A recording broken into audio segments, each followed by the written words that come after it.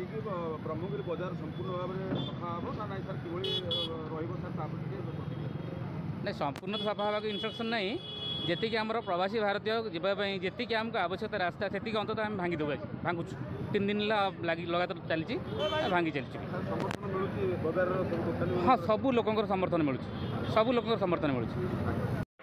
आज्ञा टे परिचय रखु आज ब्रह्मगिरी बजार रे जो भाया चली अभियान चली बर्तमान गोटे प्रकार भांगा भाया जो तहसिल तरफ कार्यक्रम नहीं कौन रखिए। प्रसन्न कुमार दलाई एक सरपंच रेवणा नुआगा आज ब्रह्मगिरी बजार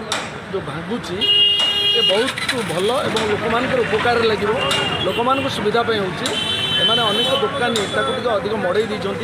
जो मड़े जबरदस्त मड़े से जगह नुहे तेणु आज तहसिलदार जो भाई कम कार्यक्रम चलती